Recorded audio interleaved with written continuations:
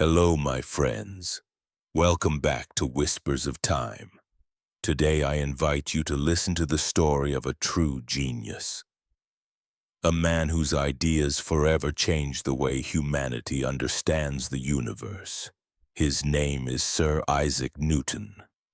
This story is not only about history, it is also designed to help you learn English through an inspiring and meaningful biography. As you listen, you will improve your English skills while discovering the life of one of the greatest scientists who ever lived. Let us begin. Isaac Newton was born on December 25, 1642, in a small village called Woolsthorpe, located in Lincolnshire, England. To understand his life, we must first imagine the world he was born into. At that time, there were no cars, no electricity, and no modern machines. Life was slow, quiet, and deeply connected to nature. Most people lived in rural areas and depended on farming to survive. Isaac's family lived on a small farm. His father, also named Isaac Newton, was a farmer. However, there is a tragic detail about Isaac's birth. His father passed away 3 months before Isaac was born. Because of this, Isaac never met his father, not even once. His mother, Hannah Asko, was left to raise her child alone. Life was extremely difficult for Hannah. She had to manage the farm while also caring for her newborn baby. Isaac was born prematurely, meaning he was born earlier than expected. He was very small and weak, and many people believed he would not survive. In fact, some thought it was only a matter of time before he died. But Isaac proved to be stronger than anyone imagined. He survived, slowly grew healthier, and although he remained physically fragile, his mind was already forming in remarkable ways. As Isaac grew older, he became known as a quiet and thoughtful child. He did not speak much and preferred observing the world around him rather than interacting with others. When Isaac was 3 years old, his life changed once again. His mother remarried a wealthy man named Barnabas Smith. However, Barnabas did not want Isaac to live with them. As a result, young Isaac was sent away to live with his grandparents. This separation deeply affected him. Being separated from his mother at such a young age made Isaac feel lonely and abandoned. He grew up without the warmth of a close family, and this experience shaped his personality for life. Living with his grandparents, Isaac became a shy and introverted boy. He spent much of his time alone, but instead of feeling bored or lost, he turned his loneliness into creativity. While other children played together, Isaac preferred building things. He created small mechanical toys, wooden tools, and even miniature windmills. These early inventions showed his natural curiosity and his desire to understand how things work. Isaac attended a local village school where he showed some interest in reading and learning. Although he was not considered exceptional at first, teachers noticed that he was thoughtful and observant. When Isaac turned 12, he was sent to the King's School in Grantham, a nearby town. Because the school was too far from his home to travel daily, Isaac lived with a local family during the school year.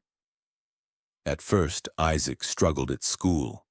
He showed little interest in his lessons, and his academic performance was average. He was not the top student in his class, and many people believed he would live an ordinary life. But everything changed after a single incident. One day, Isaac was bullied by another boy at school. Instead of responding with violence, Isaac made a powerful decision. He decided to prove that he was superior, not in physical strength, but in intelligence. From that moment on, his attitude completely changed. Isaac became deeply focused on his studies. He worked harder than anyone else in his class. He read constantly and pushed himself to understand difficult ideas. Over time, he transformed into one of the best students at the school. Reading became Isaac's greatest passion. He studied books about science, mathematics, and astronomy. In his free time, he carefully observed nature, the movement of water, the behavior of light, and the patterns he saw in the world around him. At the time, these were just curiosities, but in the future, these simple observations would lead to revolutionary discoveries. At the age of 14, another major event occurred. Isaac's stepfather, Barnabas Smith, passed away. After his death, Isaac's mother decided to bring him back to Woolsthorpe. She wanted him to become a farmer just like his father. However, Isaac had no interest in farming. He found it dull and unchallenging. Instead of working the land, Isaac spent his time reading books and building mechanical tools. He preferred thinking, designing, and experimenting over physical labor. Fortunately, Isaac's intelligence did not go unnoticed. His uncle, Reverend William A. Scow, recognized that Isaac was gifted. He believed Isaac was destined for something far greater than farming. With his uncle's support, Isaac returned to school. This decision changed his life. Isaac worked tirelessly and impressed his teachers with his dedication and ability. His progress was so remarkable that it became clear he was meant for higher education. By the time Isaac was 18 years old, he was ready for the next major step in his life. He was admitted to Trinity College at the University of Cambridge. This moment marked the true beginning of his journey toward greatness. At that time, Cambridge focused on philosophy, religion, and basic sciences. However, the world itself was changing. New ideas about the universe were spreading across Europe. This period became known as the Scientific Revolution, and Isaac Newton would soon become one of its most important figures. At Cambridge, Isaac faced financial difficulties. To support himself, he worked as a servant. He cleaned rooms, served meals, and assisted other students. Life was not easy, but Isaac did not complain. He loved learning, and he devoted nearly all his time to study. His favorite subjects were mathematics, astronomy, and physics. He studied the works of famous thinkers such as René Descartes and Galileo Galilei. But Isaac did not simply accept their ideas. He questioned them, challenged them, and tried to understand the universe in his own way. One of his favorite activities was observing the night sky.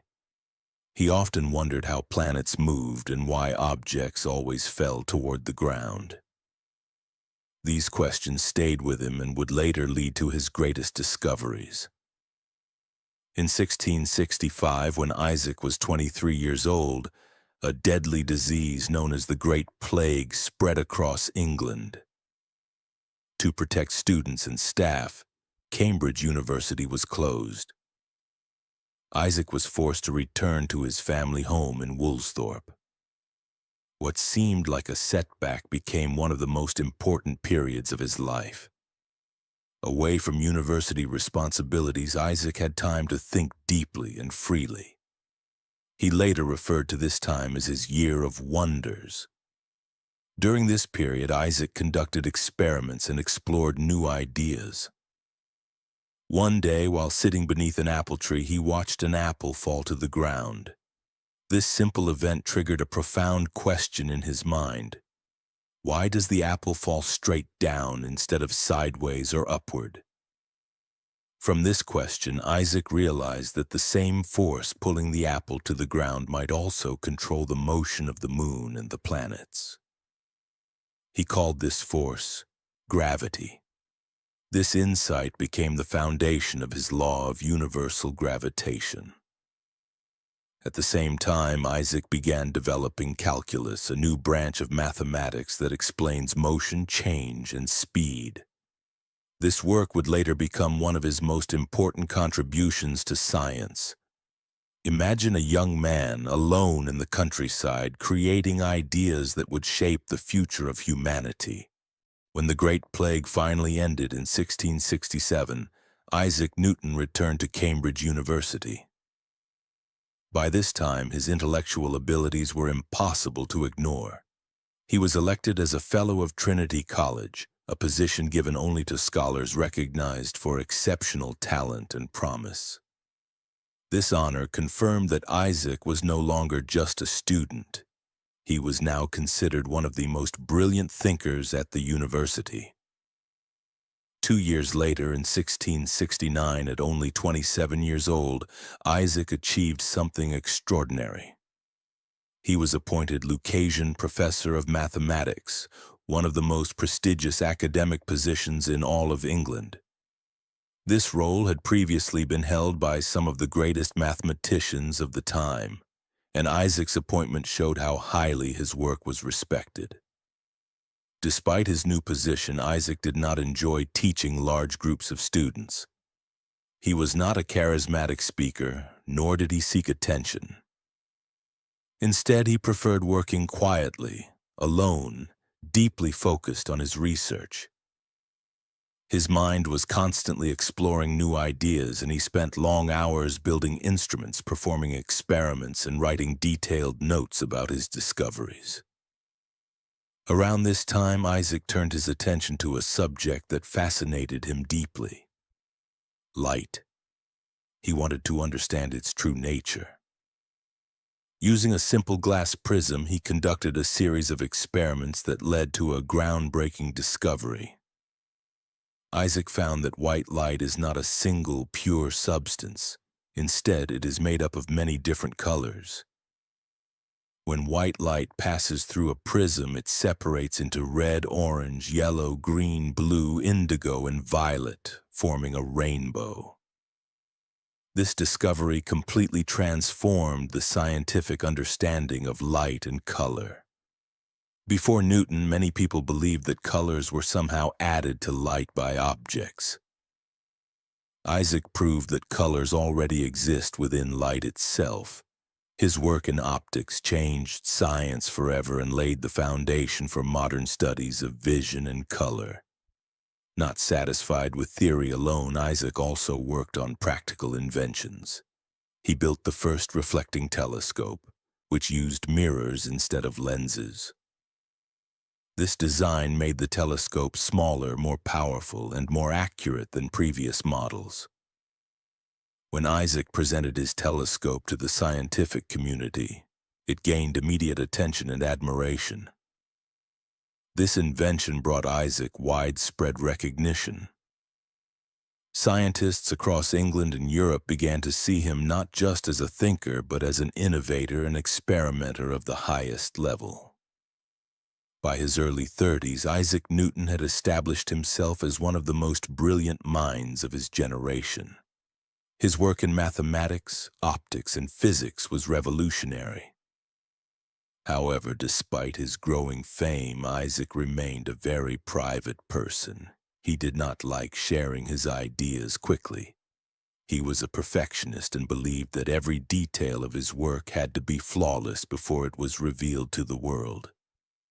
This cautious nature sometimes slowed the publication of his discoveries, but it also ensured their extraordinary quality. Isaac avoided public attention and preferred working in isolation. Yet events were about to force him out of the shadows. During this period, another scientist named Robert Hooke was studying the motion of planets. Hooke believed that a force similar to gravity might explain how planets move around the sun. However, his ideas were incomplete and lacked mathematical proof.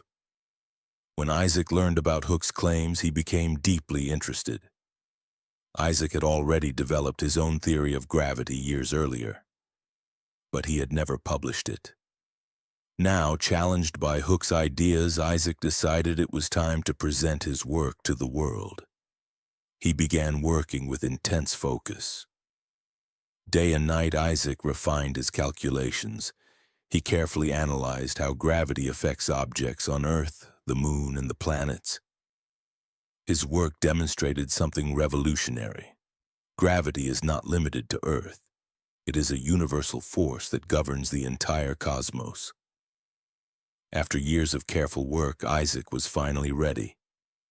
In 1687, at the age of 45, he published his masterpiece, Philosophia Naturalis Principia Mathematica, commonly known as the Principia. This book changed the world. In the Principia, Isaac introduced the three laws of motion, which explained how objects move. First, an object at rest will remain at rest, and an object in motion will continue moving in a straight line unless acted upon by an external force. Second, the greater the force applied to an object, the greater the change in its motion. Third, for every action there is an equal and opposite reaction. In addition to these laws, the Principia presented the law of universal gravitation, proving mathematically that gravity controls the motion of planets, moons, and objects on Earth. The Principia was not just a scientific book, it was a turning point in human history. Scientists, philosophers, and even kings across Europe were astonished by its brilliance. Newton became famous almost overnight. Yet despite his global recognition, Isaac's personality remained unchanged. He was still quiet, serious, and deeply focused. He rarely smiled and preferred solitude. He could spend hours, even days, working on a single problem without rest. His perfectionism was both his greatest strength and his greatest weakness.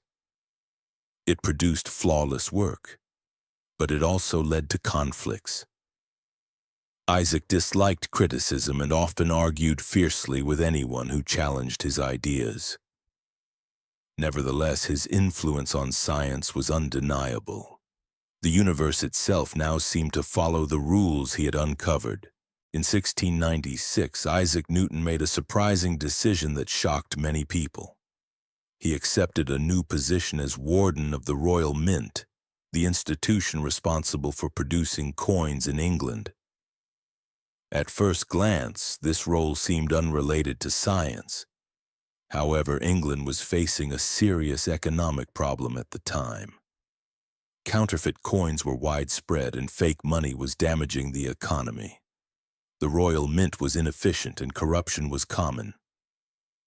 Isaac brought the same discipline, logic, and precision he used in science to this new role. Newton approached the problem like a detective. He personally investigated counterfeiters, collected evidence, questioned suspects, and even sent criminals to trial. Under his leadership, the coinage system was completely reformed. New, higher-quality coins were introduced, and counterfeiting dramatically decreased.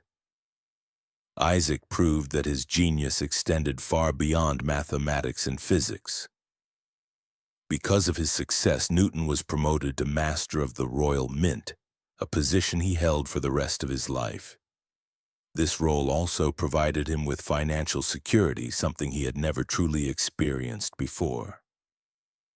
In 1703, Newton reached another major milestone. He was elected President of the Royal Society, the most prestigious scientific organization in England. This position confirmed his status as the greatest scientist of his era. As president, Newton influenced the direction of scientific research and supported the advancement of knowledge across Europe. A year later, in 1704, Newton published another major work titled Optics. In this book, he explained his discoveries about light and color in greater detail. He also explored deeper questions about the nature of matter, space, and the universe. Optics showed that even after his greatest achievements, Newton's curiosity had not faded. In 1705, Newton received one of the highest honors possible. Queen Anne knighted him, giving him the title Sir Isaac Newton. This recognition was rare for a scientist and demonstrated how deeply his work was valued by society as a whole, not just by scholars. As Newton grew older, his life began to change. By the early 1700s, he was no longer the young scientist working endlessly in isolation. In his 60s, Newton was widely regarded as a living legend. However, fame brought new challenges. Many admired him, but others envied him. Disputes over credit and recognition became more frequent. One of the most famous conflicts in scientific history involved Gottfried Wilhelm Leibniz, a German mathematician. Both Newton and Leibniz had independently developed calculus. When Leibniz published his work, Newton's supporters accused him of copying Newton's ideas. This led to a bitter and long-lasting rivalry. Newton, being deeply perfectionistic and stubborn, took these accusations very personally.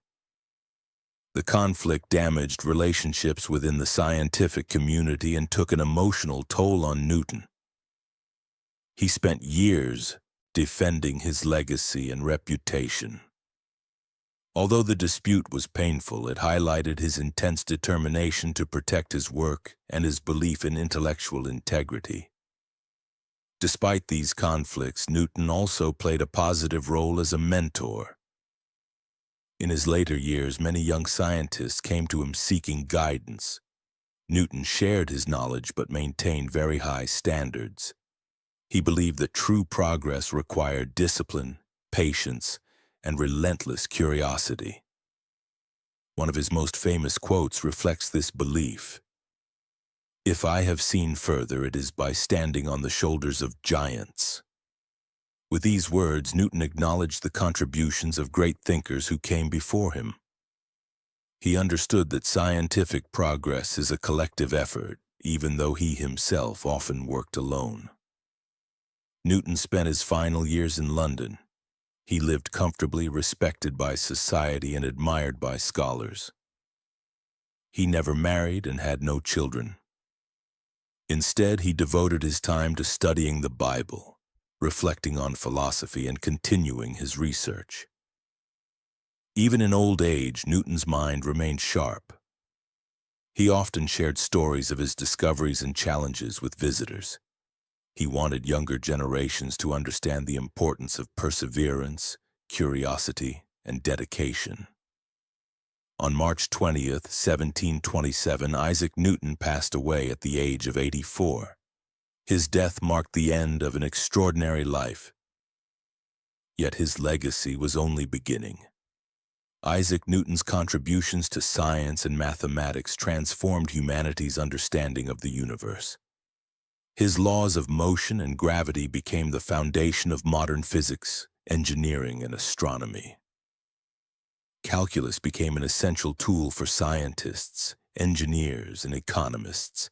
His work in optics revolutionized our understanding of light, color, and vision. Newton's influence extended far beyond science. He inspired countless individuals to think differently, work harder, and never stop asking questions. His life proved that curiosity, discipline, and resilience can change the world. Isaac Newton's story is not just a scientific biography. It is a story about the human spirit. There are powerful lessons we can learn from his life. First, curiosity is the key to discovery. Newton's simple questions when why apples fall, why planets move, led to world-changing ideas.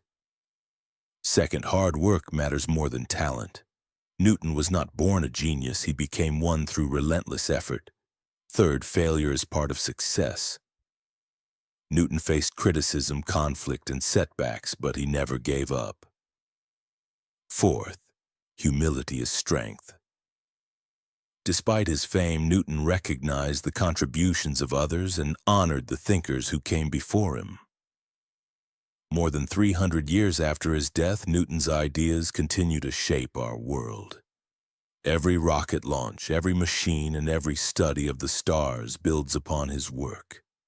His life reminds us that a single person, driven by determination and vision, can create a legacy that lasts for centuries.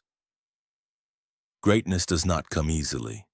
It requires dedication, resilience, and the courage to think differently.